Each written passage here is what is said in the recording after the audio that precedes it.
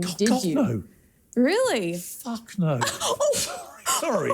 We are uncensored, but oh my God, the idea there's any comparison between Diana, who was the biggest star in the world, probably, arguably. Stories involving Meghan Markle rarely arrive with subtlety. They travel like weather fronts. A quiet shift here, a low rumble there, something faint and harmless drifting across social media. And then, without warning, the atmosphere cracks, pressure drops, a storm forms, and if there is one person who can turn a whisper into a cyclone with a single syllable, it's Piers Morgan. This time, however, the trigger wasn't one of his televised monologues or a combative column aimed at the Sussexes. No, this was something far more unnerving. Piers resurfaced a piece of footage the world didn't even know existed, an interview fragment that had been recorded, logged, archived, and abruptly buried, an unaired segment, a shelved exchange, a taped moment someone, somewhere, never wanted the public to hear. There was no build-up, no press release, no dramatic countdown. Piers simply dropped it online in the middle of an otherwise unremarkable evening, as casually as someone posting a holiday photo. But the moment the clip hit the internet, everything changed, especially not now. I'm actually genuinely curious. Are there any fans of Meghan Markle in tonight? No. Oh, hang on. There is one lone hand has raised Subversive. up here.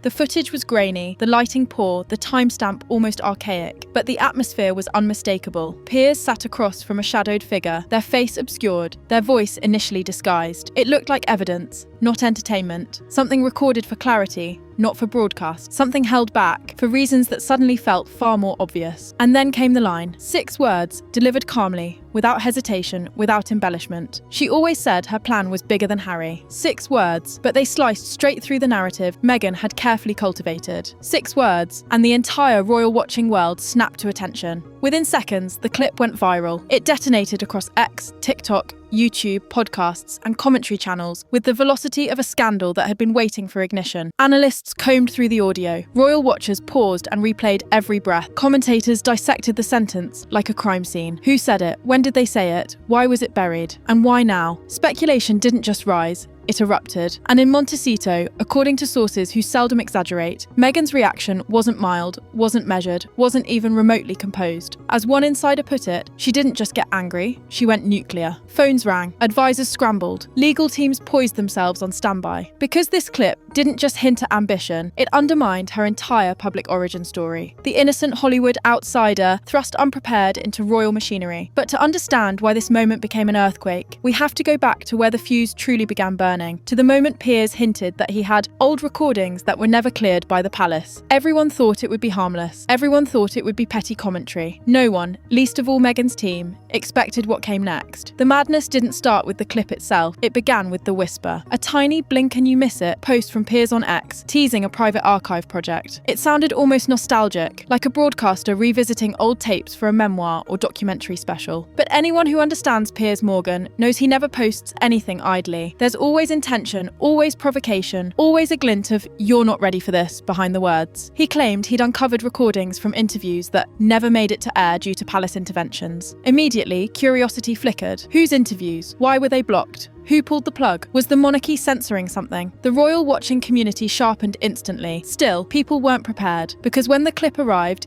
it didn't creep onto the timeline. It detonated. Piers sits opposite a blurred figure. No identity, no context, no clues. At first, it seems like standard production B-roll, but then the audio shifts. The distortion drops, a familiar cadence emerges, and then those 6 words hit like a brick through glass. She always said her plan was bigger than Harry. That sentence did not merely raise eyebrows. It threw a sledgehammer into the foundation of Meghan's carefully curated public image. And once the internet smelled blood, there was no stopping what came next. Royal sleuths mobilized like a digital investigative unit. Voice analysts slowed the audio down frame by frame. Podcasters compared it with archived interviews. YouTubers created forensic-style breakdowns. TikTok creators speculated wildly about the identity behind the blurred silhouette. By lunchtime, the internet had turned into a giant detective board. By mid-afternoon, the memes rolled in. By early evening, mainstream news outlets were running segments titled "Mystery Voice Sends Meghan into Full Crisis Mode." And behind closed doors? According to insiders, Meghan's reaction made headlines look gentle. She wasn't irritated. She wasn't merely upset. She was incandescent, pacing, demanding answers, summoning her PR team, asking how a clip like this resurfaced and who had allowed it. Because this wasn't just shade.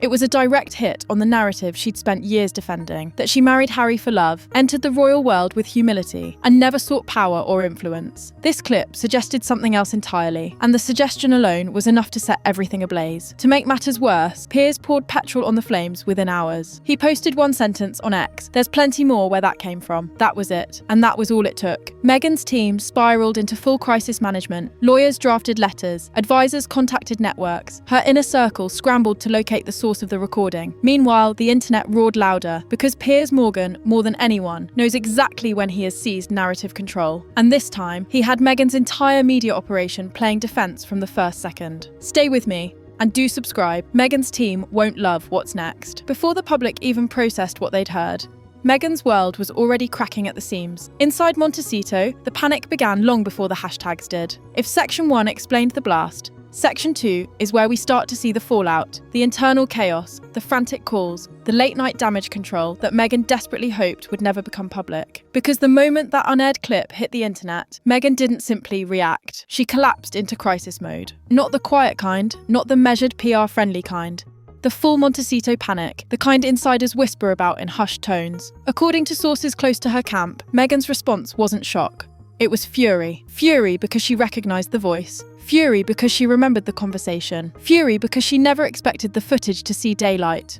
And fury because she immediately understood the most terrifying truth. If one clip survived, there might be an entire archive. As one insider allegedly put it, she didn't think Piers had anything real. Now she realises he's been holding receipts for years. Within minutes of the clip circulating on X, Meghan was already on the phone. Not to Harry, not to friends, but to her lawyers. Her crisis team was activated before the hashtag even started trending. Half a dozen advisors summoned. Phones lighting up on every corner of that Montecito mansion. Security pacing. Assistants rushing between rooms with iPads and printouts like a political campaign in meltdown. This wasn't irritation. This was fear. Fear of what might be on the next tape. Fear of who else knew about the recordings. Fear of what could be exposed if Piers kept going. Because Meghan has always relied on one critical strategy: control the narrative before it controls you.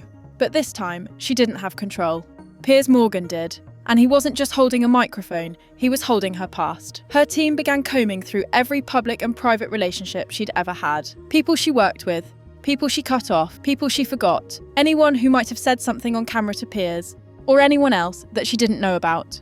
They weren't looking for the truth, they were looking for vulnerability. Meanwhile, Meghan reportedly went into a tailspin of questions. Who did he interview? When was this filmed? How much does he have? Why was it buried? Why now? And the one question no one wanted to answer: what if the palace knew all along? Because if the palace blocked the original broadcast, then someone in that room years ago heard the full conversation. Someone heard every sentence, every confession, every anecdote. Someone high up decided this couldn't air. And that meant someone, possibly many people, knew exactly what Meghan didn't want resurfacing. The panic wasn't just about Piers. It was about who else might have a copy. Inside Montecito, the energy turned nuclear. You could almost imagine Harry walking through the house, bewildered, watching phones blowing up, watching Meghan pace, watching her team scramble, and realising he had absolutely no idea what was happening. Because this was her past, not his. Her world, not his. Her hidden relationships, not his. And if she had confided ambitions or strategies in the past, if she had spoken openly about her long-term plans, Harry wouldn't have been there for any of it. That thought alone reportedly sent him spiralling. Meanwhile, Meghan's legal team began preparing the usual tactics: threaten the networks, demand takedowns, claim defamation, challenge copyright, accuse manipulation of footage, attempt to freeze Piers' access to distribution rights. But this wasn't 2020 anymore. This wasn't the Oprah era. This was 2025, and the public mood had changed. Even sympathetic outlets were cautious. No one wanted to defend Meghan without knowing what else Piers had in the vault. And that was the most dangerous shift. The fear wasn't the clip, it was the uncertainty. If this was the first recording Piers chose, what could possibly be on the second, or the third, or the 20th? Because the real power isn't in the footage itself, it's in the anticipation, the threat, the suspense. And Piers Morgan, love him or hate him, understands suspense better than anyone in British media. Meghan's meltdown wasn't paranoia, it was calculation. A person only panics this much when they know something else exists. Something worse, something buried, something recorded, something they can't control. Meghan Markle did not panic because of the clip we saw. She panicked because of the clips we haven't seen yet. While Meghan's team scrambled to contain the fallout, Piers didn't flinch. He saw the panic and decided it was the perfect moment to strike again. Here's what people forget about Piers Morgan. He thrives on conflict. He lives for a fight. He knows exactly when to escalate and exactly how to provoke maximum reaction. The moment Meghan's panic began leaking online, Piers turned up the heat. He didn't defend the clip. He didn't explain it. He didn't apologise. Instead, he leaned in. That evening, he tweeted, "If she's rattled now, she should really worry about clip number 2. Boom. Instant explosion. The media lit up. Commentators lost their composure. News anchors practically salivated. Because this wasn't Piers teasing. This was Piers issuing a warning, and Meghan's team knew it. If clip 1 caused this level of chaos, what on earth was in clip 2? If you're still watching, drop a comment below. Do you think Piers has more recordings, or is he bluffing? By the time the identity leak started spreading, the panic inside Montecito had already sharpened into something colder, something far more calculated. Insiders say Meghan reacted faster than her team expected. The moment the identity leak hit X and TikTok, she reportedly shut down all her scheduled calls, summoned PR advisors, contacted lawyers, ordered an urgent audit of old NDAs, asked who might still have access to recordings, requested to see who signed which interview agreements. This was not routine PR. This was fear, because what terrified Meghan wasn't the clip. It was the proof that someone close to her, someone she trusted, had spoken on camera years. And worse, the palace allegedly stopped the footage back then, which meant only one thing. Someone powerful thought those words were dangerous, and now Piers had them. Just as Meghan's team began recovering from the first shockwave, Piers delivered the second. Swift, deliberate, and perfectly timed for maximum damage. Piers didn't wait days. He didn't build suspense for weeks. He dropped clip number 2 the very next night. No introduction, no explanation, just a cut straight to the blurred figure and that now infamous filtered voice saying, she never wanted to join the royal family. She wanted to outgrow them. If clip 1 cracked the narrative, clip 2 shattered it. Completely. Because this line didn't just question Meghan's intentions. It questioned the entire foundation of her royal story. Thousands of reactions poured in. Hosts debated motives. Journalists went into overdrive. Commentators couldn't believe what they were hearing. Meghan's image, already fragile, took a direct hit. If you want us to cover clip number 3 the moment it drops, make sure you're subscribed. As the scandal intensified, the palace's response grew louder in its absence. A silence so precise it almost felt deliberate. Here's where things became truly unsettling. The palace said nothing. No distancing, no calming comments floated through royal reporters, no gentle reminders to respect privacy. Nothing. That kind of silence isn't neutrality. In this world, silence is a verdict. It signalled one thing and one thing only. They know what's on the rest of the tapes, and they're not stepping in. Sources claim Meghan's team noticed this immediately, and it terrified them. The monarchy may dislike chaos, but it never interferes unless it protects the institution. This time, it stayed out, which told Meghan everything she needed to know. She's on her own. Identifying the voice didn't calm the situation. It cracked it open. Suddenly, Meghan's team wasn't fighting Piers anymore. They were hunting a betrayal conclone.